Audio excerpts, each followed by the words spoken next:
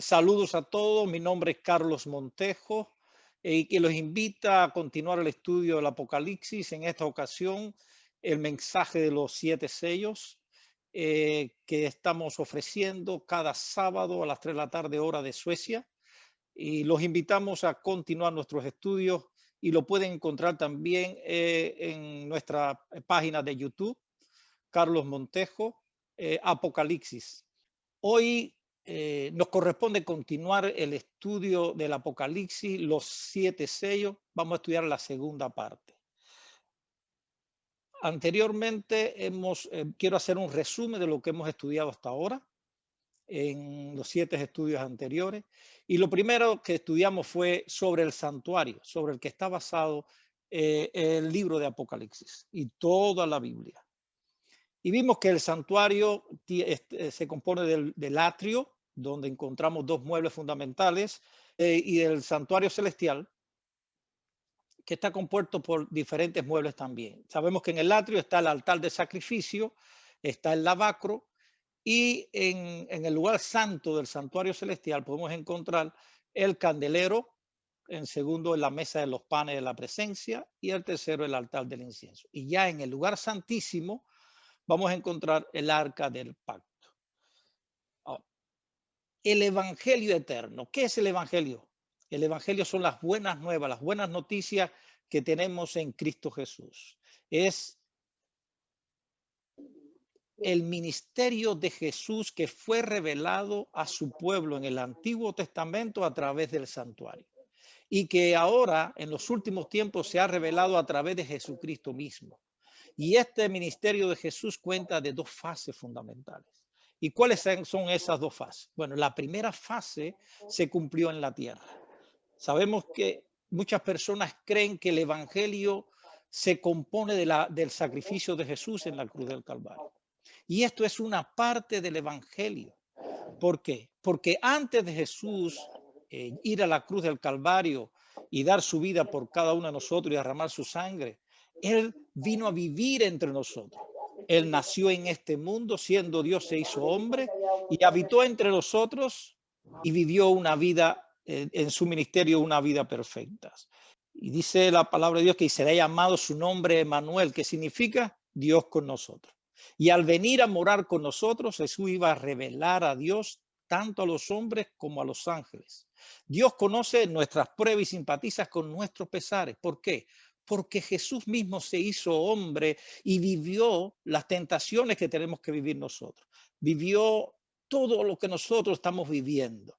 Gilberto me estaba contando de la situación que están viviendo en Cuba. Bueno, Jesús las vivió y aún peores que esa. Y eso es nuestro consuelo, que Dios se compadece de nosotros porque es capaz de entendernos, porque Él calzó nuestras sandalias.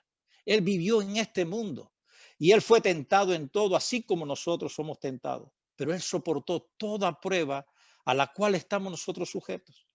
Como hombre hizo frente a la tentación y venció en la fuerza que Dios le daba.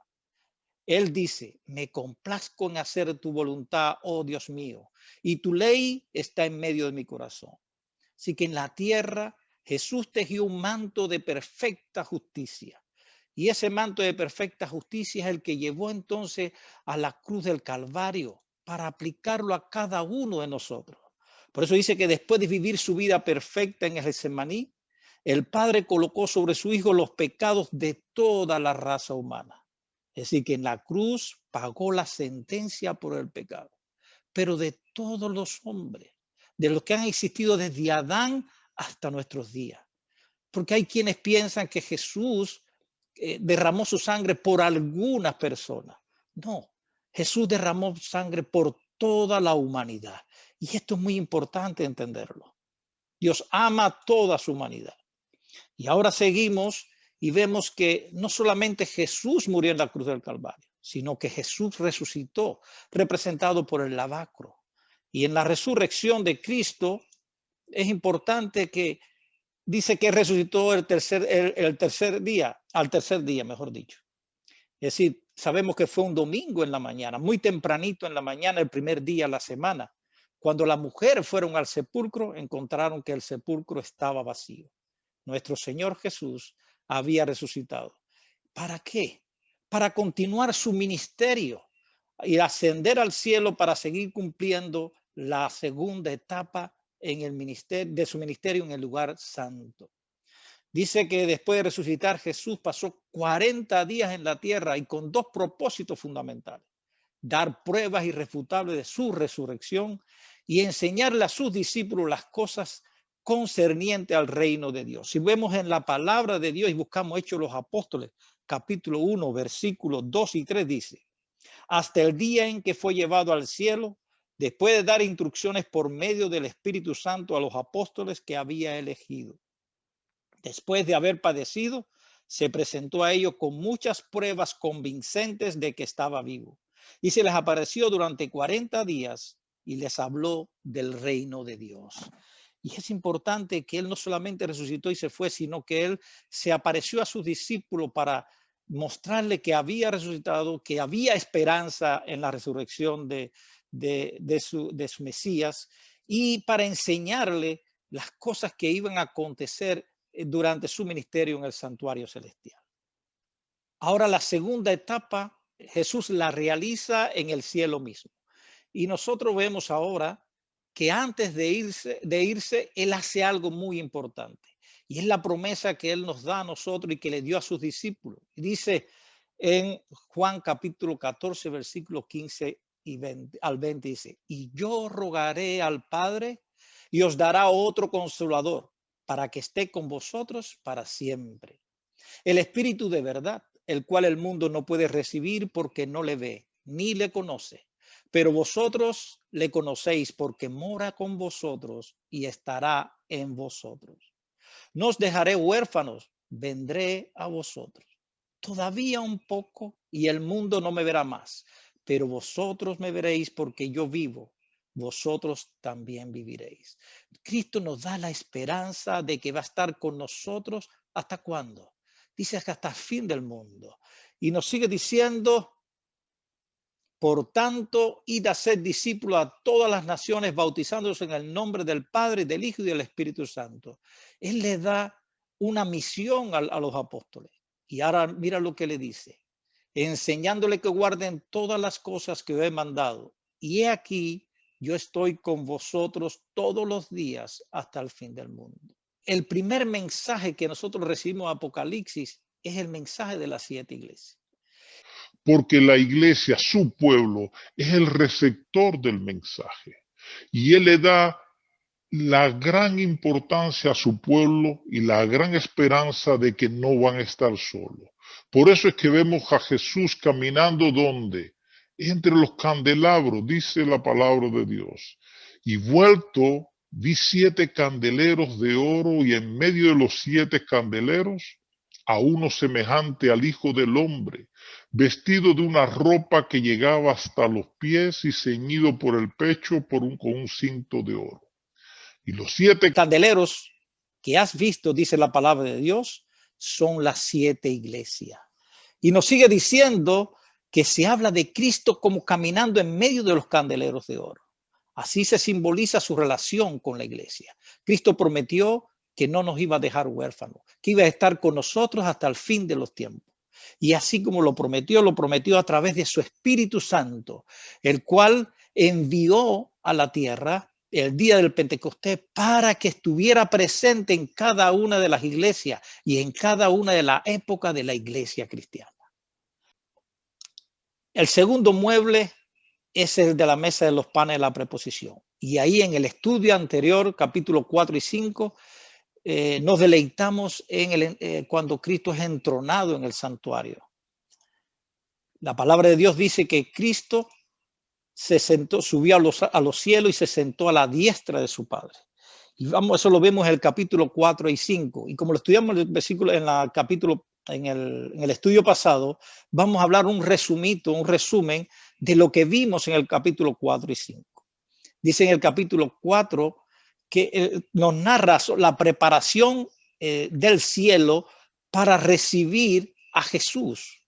Dice que se haya una descripción de la preparación del cielo para recibir a Jesús. El centro del enfoque de este capítulo recae sobre el Padre como arquitecto de la creación. Primero lo que encontramos en el capítulo 4, que fue una puerta que se abrió en el cielo. Y sabemos que esa puerta es la que nos conduce al lugar santo del santuario celestial. ¿Por qué? Porque ahí vemos el candelero de oro y vemos también el trono de Dios. ¿Ahí quién estaba sentado? Era Dios Padre el que estaba sentado en el trono. Y vemos 24 ancianos que son los representantes de los otros mundos y vimos que eran ángeles. Y vemos también 4 seres vivientes que son los serafines, que eran un poco extraños, que tenían ojo por dentro y por fuera y tenían diferentes apariencias cada uno de ellos.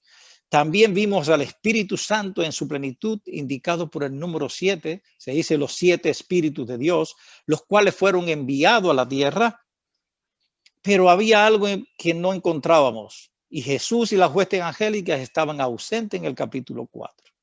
Ahora en el capítulo 5 aparece algo extraordinario. Jesús, quien ganó la victoria en la tierra sobre Satanás, el mundo y la carne, llegó al cielo y se unió con su Padre en su trono. Vemos que había un rollo el cual nadie podría abrir. Y Juan lloraba. Uno de los 4 seres vivientes le dijo, ¿por qué lloras? Dice, el cordero que fue inmolado puede abrir el rollo. Y ahí vemos a Jesús como el cordero inmolado, pero resucitado junto a la hueste angélica, porque Jesús subió en una nube de ángeles y llegó al cielo y fue recibido por todos con gran adoración. Y vino ¿dónde? A donde estaba su Padre, donde estaba Dios, y tomó el libro de la mano derecha del que estaba sentado en el trono, dice la palabra de Dios, y entonces todos cantaban diciendo, digno eres de tomar el libro y de abrir su sello, porque tú fuiste inmolado y con tu sangre has redimido un pueblo para Dios, de todo linaje, lengua y pueblo y nación. Jesús ahora intercede por nosotros ante Dios Padre.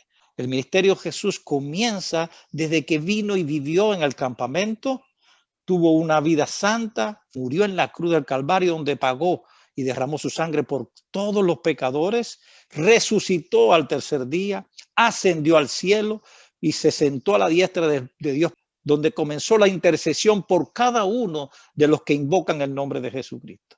Y esto es importante conocer, que el ministerio de Jesús ha continuado en el santuario celestial.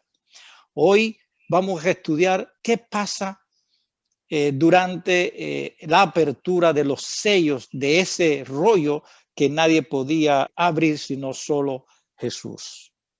Y ese es el tema que nos corresponde hoy. Vamos a dar algo introductorio para poder entender lo que significa el mensaje de los 7 sellos. Primero es saber que Apocalipsis no nos revela el contenido del libro.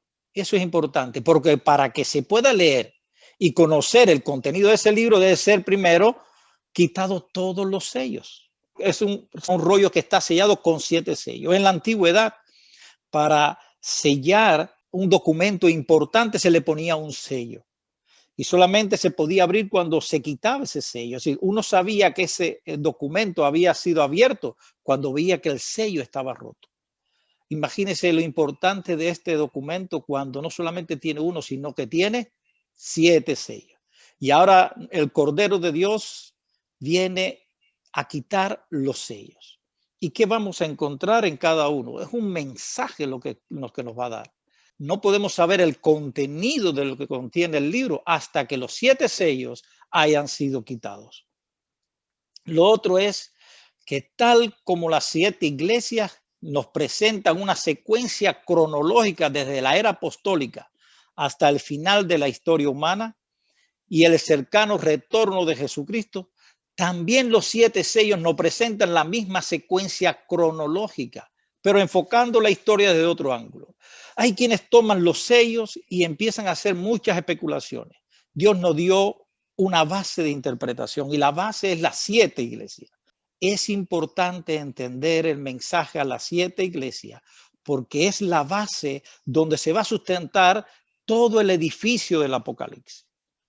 No podemos interpretar el resto del Apocalipsis obviando el método de interpretación historicista de las 7 iglesias.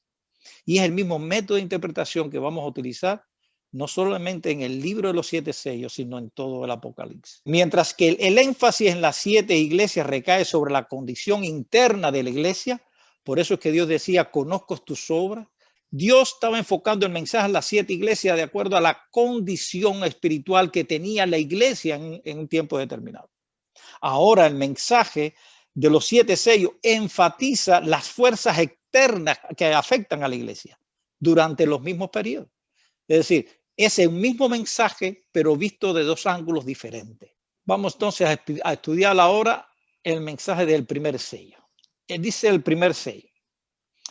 Se encuentra en Apocalipsis capítulo 6. Y ahora vamos a estudiar, todos los invito a que tengan la Biblia, tenga el Apocalipsis capítulo 6 abierto. Y dice, vi cuando el Cordero abrió uno de los sellos y oí uno de los 4 seres vivientes decir como con voz de trueno, ven y mira. Y miré, y aquí un caballo blanco y el que lo montaba tenía un arco y le fue dada una corona y salió venciendo y para vencer. Cada uno de los 4 sellos primero es introducido por uno de los 4 seres vivientes que vimos en el capítulo 4 de Apocalipsis. Estos seres vivientes que estaban junto al trono de Dios, que tenían ciertas características. El primero era semejante a un león, el segundo era semejante a un becerro, el tercero era como hombre y el cuarto era semejante a un águila volando. Así que el primero, el que dice ven y mira, fue el que era semejante a un león.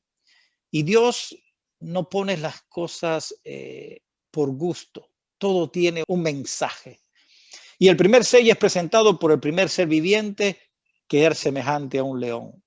¿Nos representa quién? El león de la tribu de Judá. ¿Quién es el león de la tribu de Judá? Jesucristo mismo. En Apocalipsis capítulo 5:5 se nos dice, Jesucristo, el león de la tribu de Judá, que aparece como el jinete del primer sello, aquel que montaba el caballo blanco. Y ahora vamos a ver ciertos símbolos y expresiones que se utilizan en el primer sello. Por ejemplo, tenemos un caballo blanco y ese caballo blanco, ¿qué representa? Dice Apocalipsis 19:11. Entonces vi el cielo abierto y he aquí un caballo blanco y el que lo montaba se llamaba Fiel y Verdadero. Y con justicia juzga y pelea. Sus ojos eran como llamas de fuego y había en su cabeza muchas diademas. Y tenía un nombre escrito que ninguno conocía sino él mismo. Estaba vestido de una ropa teñida en sangre y su nombre es el Verbo de Dios. Sabemos que el que monta el caballo blanco es nuestro Señor Jesús, que viene victorioso como Rey de Reyes y Señor de Señores. Así que el color blanco significa pureza. Y eso lo podemos ver en diferentes partes de la Biblia, como el Salmo 51:7. También lo podemos ver en Isaías 1:18 y Daniel. Así que la iglesia apostólica era pura en doctrina y en conducta. Y es simbolizada con el caballo blanco. Y esto representa la primera época de la iglesia, es decir, la iglesia de Éfeso. El caballo blanco representa la iglesia apostólica desde la ascensión de Jesús hasta la muerte del último apóstol Juan cerca del año 100. Hay otro símbolo del cual parece que el jinete, sabemos que es nuestro Señor Jesús. La corona, que es la recompensa al vencedor. Por eso que Jesús, cuando vimos la descripción, tenía una corona con muchas diademas y el arco es símbolo de victoria. Tenemos ahora venciendo para vencer. ¿Quién nos representa esto? Bueno, sabemos que en el libro Hechos de los Apóstoles describe el crecimiento fenomenal de la iglesia al restarle súbdito al reino de Satanás. Podemos leer en Hechos capítulo 2, versículos 41 al 46. Así que los que recibieron su palabra fueron bautizados y se añadieron aquel día como 3,000 personas. Y el Señor añadía cada día a la iglesia los que habían de ser salvos. En Hechos capítulo 4:4 dice, pero muchos de los que habían oído la palabra creyeron y el número de los varones era como 5,000. En Hechos 6:7, y crecía la palabra del Señor y el número de los discípulos se multiplicaba grandemente en Jerusalén y también muchos de los sacerdotes obedecían a la fe. Todos aquellos que hemos leído el Hecho de los Apóstoles, vemos cómo esa iglesia fue creciendo. Vemos el papel del apóstol Pablo, que expandió el evangelio por todo Asia Menor. Cómo se expandió tan fuertemente en aquel entonces el evangelio. Haciendo resumen del primer sello, vemos que corresponde a la iglesia de Éfeso en el primer siglo, en la época apostólica, donde hubo un gran crecimiento de la iglesia, donde el evangelio fue expandido por todo el imperio romano. Ahora vamos a estudiar cuando nuestro Señor abre el segundo sello. Y dice lo siguiente, Apocalipsis 6, 3, 4. Cuando abrió el segundo sello, oí al segundo ser viviente que decía, ven y mira. Y salió otro caballo bermejo, y al que lo montaba le fue dado poder de quitar de la tierra la paz, y que se matasen unos a otros, y se le dio una gran espada. Aquí tenemos algunos símbolos también. Dice que el segundo ser viviente era semejante a un becerro, el que presenta el segundo sello. Jesucristo es el cordero que fue inmolado, que ha vencido para abrir el libro y desatar sus 7 sellos. El color rojo en la Biblia representa el derramamiento de sangre. Cuando la espada quita la paz de la tierra en el segundo sello, el resultado es la persecución contra los fieles y el derramamiento de su sangre. Eso lo podemos leer en Isaías capítulo 63, versículo 2, y también en Apocalipsis 17, 1 al 6. El segundo sello es paralelo al periodo de la iglesia de Esmirna, la segunda iglesia que representa el segundo periodo de la iglesia. También contiene los 10 años de persecución imperial de Diocleciano, que durante 10 años persiguió y mató a los mártires de Dios, entre el año 303 hasta el 313 de Cristo. Dice que existe una estrecha relación entre el primer sello, que es el caballo blanco, y el segundo sello, que es el caballo rojo. La predicación del evangelio con la espada del Espíritu trae paz a los que reciben el mensaje, pero despierta el odio a los que lo rechazan. Esto despierta ¿qué cosa? La persecución que podemos ver durante este periodo. Vamos ahora a continuar, terminamos con el segundo sello. Vimos en resumen que el segundo sello corresponde a la época de la iglesia de Esmirna, que corresponde al segundo siglo de persecución de la iglesia por parte del Imperio Romano. Ahora vamos a ver el tercer sello. Cuando abrió el tercer sello, oí al tercer ser viviente que decía, ven y mira. Y miré y aquí un caballo negro, y el que lo montaba tenía una balanza de la mano.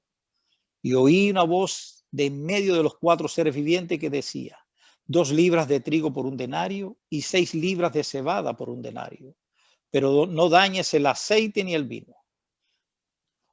Aquí tenemos algunas cositas. Lo primero es que el tercer viviente tenía rostro como de hombre. No hay justo aún ni uno. Eso es lo que caracteriza a nosotros, a los hombres, que somos embusteros, que no somos justos, que no somos buenos. Y esto es lo que caracteriza a este periodo. Dice Apocalipsis 13, 18, aquí hay sabiduría. El que tiene entendimiento cuenta el número de la bestia, pues es número de hombre. Y su número es 666. Y estas son las características que vamos a ver en este periodo. Cuando Satanás no puede vencer a la iglesia por la persecución, lo que hizo en el segundo sello, dice, la corrompe desde adentro. Su filosofía es, si no puedes vencerlo peleando contra ellos, entonces únete a ellos y corrómpelos desde dentro. Satanás tiene 2 formas para combatir al pueblo de Dios. Uno es la persecución directa, donde va a haber mártires, va a haber muerte, encarcelamiento, persecución. Pero la otra forma es la forma indirecta, que es más peligrosa. Dice que no tenemos lucha contra sangre y contra carne, sino contra principados y potestades. Y ese es el gran problema, que Satanás es el mayor engañador. Hoy no hay persecución a la iglesia, pero hoy dentro de la iglesia se manejan muchas doctrinas que es capaz de engañar aún a los elegidos. Por eso hay una advertencia en la palabra de Dios. Por eso es importante estudiar la palabra de Dios. Entre los símbolos tenemos el color negro y sabemos que el color negro representa tinieblas y son las tinieblas espirituales que entraron en este tiempo.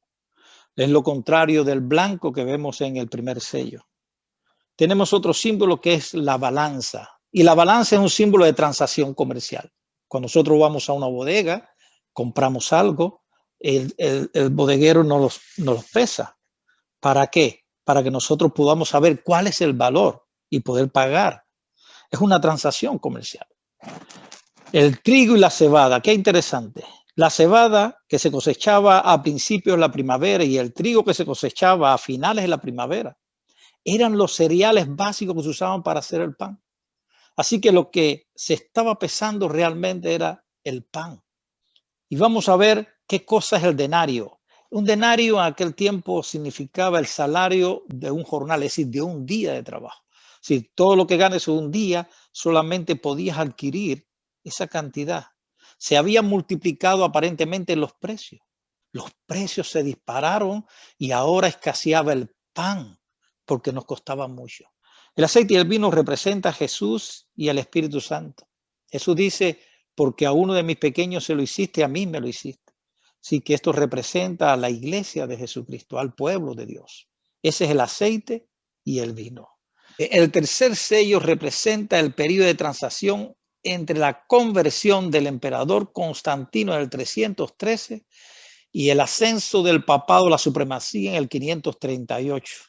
Corresponde al período de la iglesia de Pérgamo. Y este es un período muy importante para entender el resto del Apocalipsis y el resto de las cosas que van a suceder. ¿Por qué? Constantino, el emperador romano, que era un brillante comandante militar, comprendía que no podía existir la estabilidad política sin la unidad religiosa.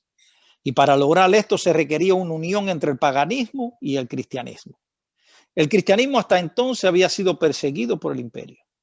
Había muerte, persecución, encarcelamiento. Y ahora Constantino necesitaba que unir la religión en una sociedad que era multicultural.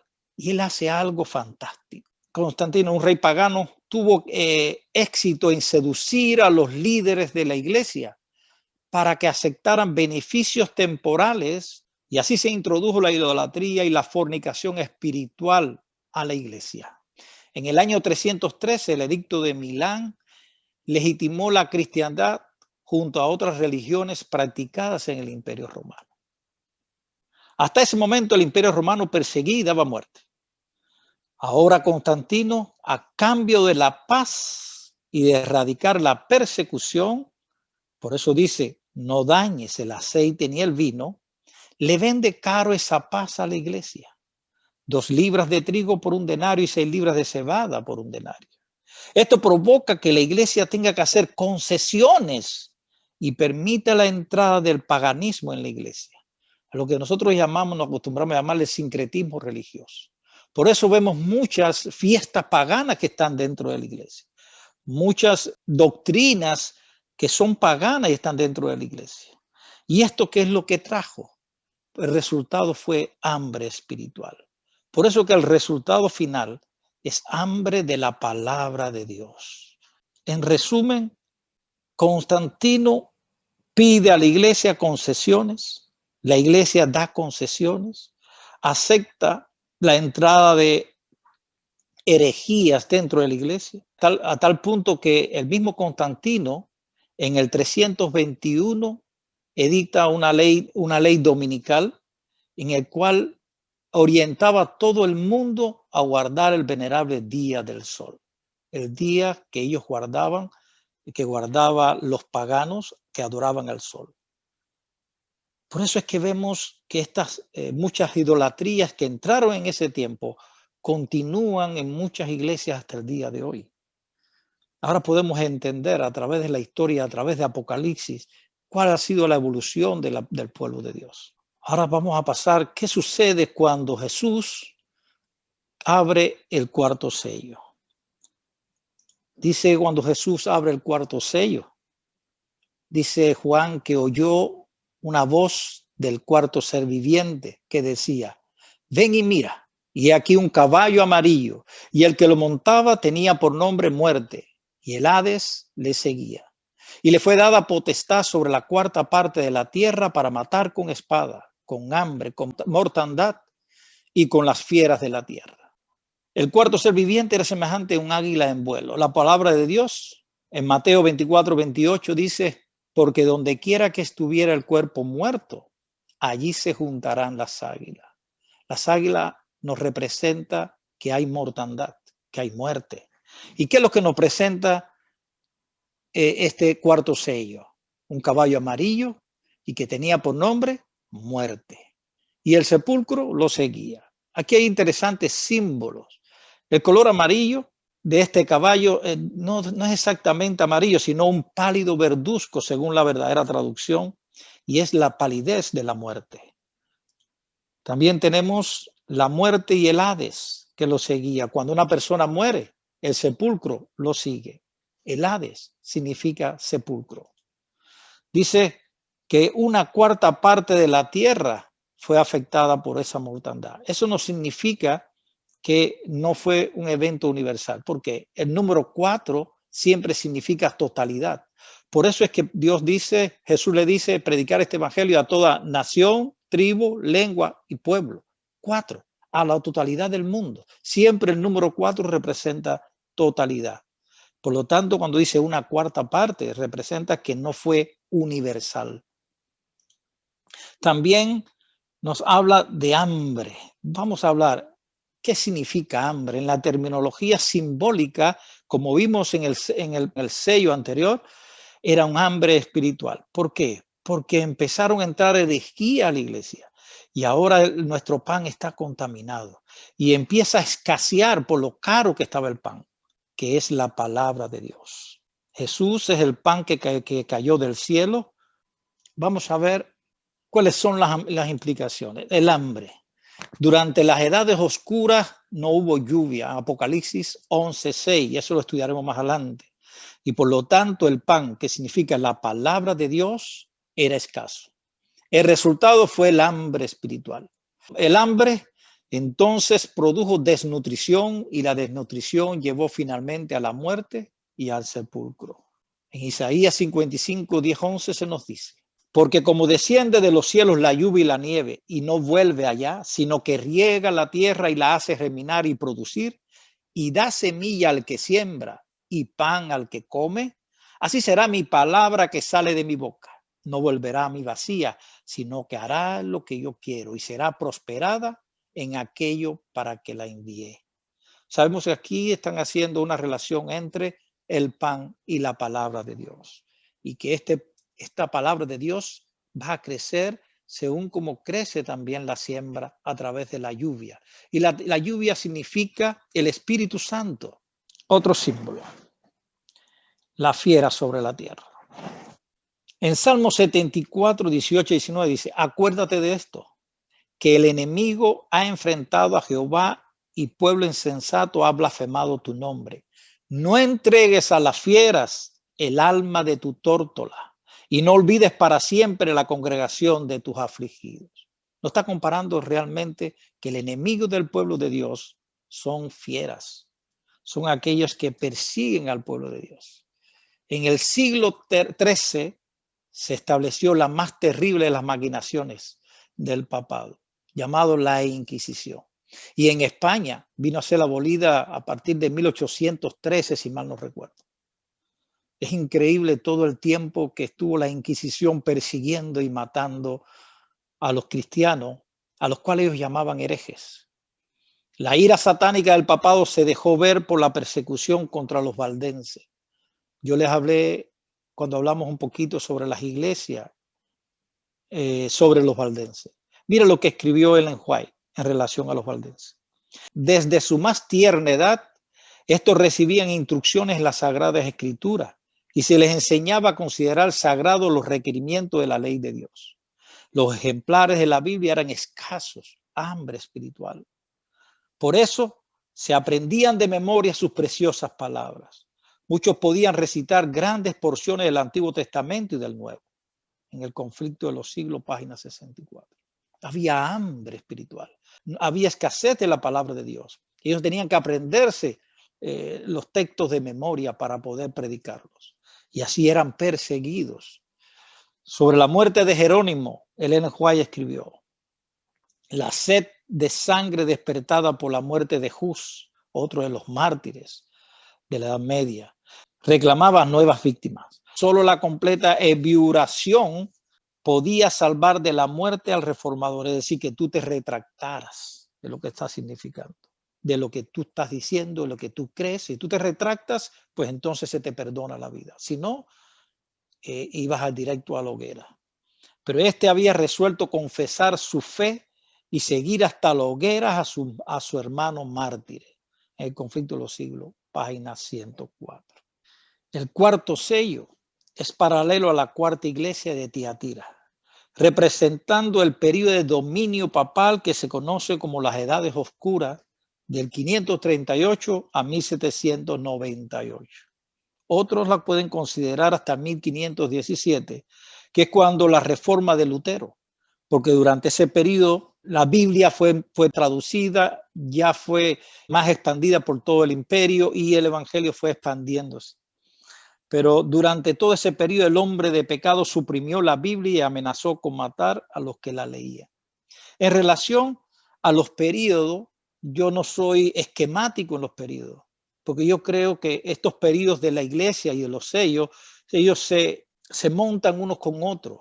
Es decir, que no necesariamente tiene que ser hasta tal fecha. Uno toma alguna fecha aproximada porque describe cierto tiempo en que suceden lo que está describiendo cada periodo.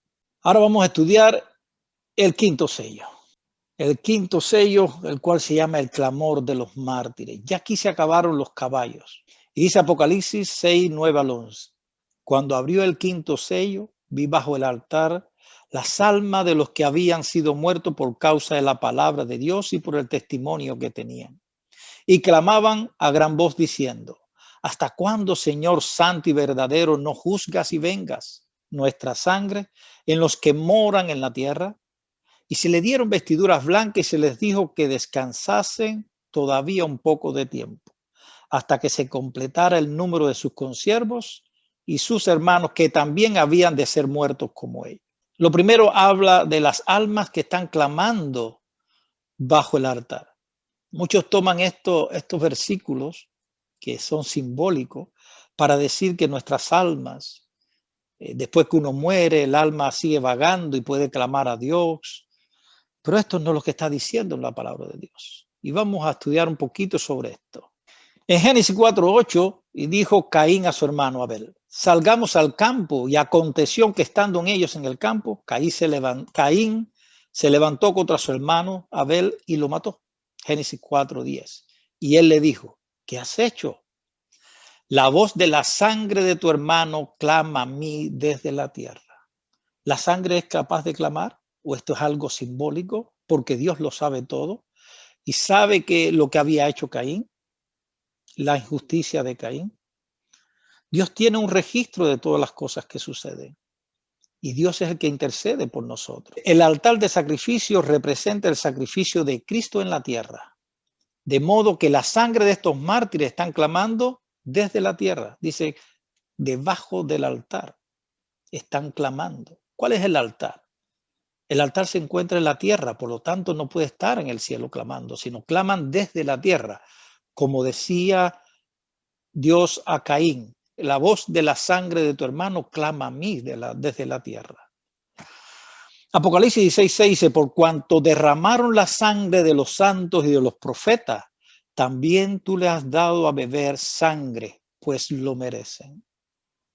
Los mártires que el papado inmoló durante el cuarto sello claman a Dios por justicia bajo el quinto, durante el periodo de la iglesia de Sardis. El quinto sello es la respuesta de esos mártires de lo que recibieron durante el cuarto sello, la persecución y la muerte.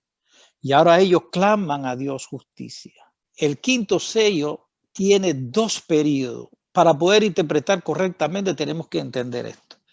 Tiene dos periodos. El primer periodo que habla el quinto sello es la primera etapa de los mártires. Dice: los mártires fueron inmolados por el papá durante el cuarto sello, durante 1260 años, del 538 a 1798. Y por eso que dice, cuando abrió el quinto sello, vi bajo el altar las almas de los que habían sido muertos por causa de la palabra de Dios y por el testimonio que tenían. Estos fueron los que fueron muertos durante la época del cuarto sello. Y el segundo periodo es la etapa de los mártires que van a morir en el futuro, cuando el papado resucite de su herida mortal en el sexto sello. Y va a decir lo siguiente: hasta que se completara el número de sus consiervos y sus hermanos que también habían de ser muertos como ellos. Y esto es futuro. Vamos a estudiar un poquito la primera etapa del quinto sello. Esto lo habla Ellen White en El conflicto de los siglos, página 56. Los mártires que el papado inmoló durante el cuarto sello clamaron a Dios por justicia bajo el quinto. Note cómo Ellen White junto al cuarto sello juntó el cuarto sello con el quinto. En el siglo XIII se estableció la más terrible de las maquinaciones del papado, la Inquisición, durante el periodo ¿cuál? Del cuarto sello. El príncipe de las tinieblas obró de acuerdo con los jefes de la jerarquía papal. En sus concilios secretos, Satanás y sus ángeles gobernaron los espíritus de los hombres perversos, mientras que invisibles y acampaba entre ellos un ángel de Dios que llevaba apunte de sus malvados decretos y escribía la historia de hechos por demás horrorosos para ser presentado a la vista de los hombres. ¿Quién es el que lleva el registro? Ángeles llevan el registro de todo lo que acontece al pueblo de Dios. Es a través de los registros que hacen los ángeles que viene la aclamación a Dios del pueblo de Dios. Dice, Babilonia la grande fue embriagada de la sangre de los santos. Los cuerpos mutilados de millones de mártires clamaban a Dios. Note la alusión del quinto sello. Contra aquel poder apóstata. Ellen White relaciona perfectamente el cuarto con el quinto sello. El quinto sello es el resultado de lo acontecido durante el periodo de persecución papal y durante el periodo de la ejecución de los mártires. Los cristianos fueron marginados y echados en la prisión y torturados hasta la muerte bajo el sistema romano papal del Vaticano durante los siglos que duró su Santa Inquisición, cuando Roma gobernaba con plena unificación de iglesia y Estado, ¿sí? La religión con la política. Siempre que esto se genera la unión de iglesia y Estado, el resultado es la persecución al pueblo de Dios. Lo único santo de la Santa Inquisición fueron los santos mártires asesinados por ella. Daniel 7 se describe la primera etapa de mártires. Durante este periodo el cuerno pequeño persiguió a los santos del Altísimo por tiempo y la mitad de un tiempo. Y sabemos que esto representa proféticamente 3 años y medio, y día por año, 1260 años, que va desde el 538 de supremacía papal hasta el 1798, en que recibe la herida mortal. Dice en Daniel capítulo 7, 21 y versículo 25. Y veía yo que este cuerno hacía guerra contra los santos y los vencía. Y hablaba palabras contra el Altísimo, y a los santos del Altísimo quebrantará y pensará en cambiar los tiempos y la ley, y serán entregados en su mano hasta tiempo y medio tiempo. Este es el periodo que estaba profetizado por el profeta Daniel de supremacía papal. Así que la herida mortal concluyó la primera etapa de los mártires. El quinto sello es paralelo, como vimos, al periodo de la quinta iglesia. Es decir, tiene 2 periodos, pero ellos cuando están clamando a Dios durante este periodo de la quinta iglesia. Es decir, a partir de 1517 o a partir de 1798. Pero a partir aproximadamente de ese periodo, después de la época protestante, es que aparecen esta época del quinto sello. ¿Qué es lo que aclaman ellos? ¿Hasta cuándo, Señor santo y verdadero, no juzgas y vengas nuestra sangre en los que moran en la tierra? Hay una pregunta, pero Dios siempre responde a su pueblo. Y se les dijo que descansaran todavía un poco de tiempo. ¿Hasta cuándo? hasta que se completara el número de sus consiervos y sus hermanos que también habían de ser muertos como ellos, porque aún faltan mártires por dar su testimonio también. Y ahora vemos Apocalipsis 14:13. Oí una voz que desde el cielo me decía: escribe, bienaventurado de aquí en adelante los muertos que mueren en el Señor. Sí, dice el Espíritu, descansarán de sus trabajos porque sus obras con ellos siguen. Aquí Dios nos está mostrando de que aún en el futuro van a aparecer nuevos mártires que darán su vida como testimonio de Jesucristo. Apocalipsis 3, 4 y 5 dice: pero tienes unas pocas personas en Sardis que no han manchado sus vestiduras y andarán conmigo en vestiduras blancas porque son dignas. El quinto sello está relacionado con la quinta iglesia, que es Sardis, que representa, que nos dice en la iglesia de Sardis que aquellos que vencieren serán vestidos de ropa blanca. Y aquí Dios le está diciendo que ellos serán vestidos de ropa blanca y que esperen hasta que se complete el número de sus consiervos. Para hacer un resumen de la secuencia cronológica del quinto sello, en primer lugar, vamos a ver que el papado inmoló a los santos del Altísimo por 1260 años durante el cuarto sello. La sangre de ellos clamaba simbólicamente para que se le hiciera justicia. Así que es la primera parte del quinto sello, que tiene que ver con la quinta iglesia. Los mártires fueron cubiertos con el manto blanco de la justicia de Cristo. Y Dios le dijo que reposaran tranquilos en el sepulcro hasta que se completara el número de los mártires que iban a ser inmolados en el futuro. Y en el año 1844 Dios comenzó a examinar los casos de cada uno de los mártires que murieron durante los 1260 años. Y sabemos que cuando Cristo venga, dará su recompensa al pueblo de Dios. Hasta aquí.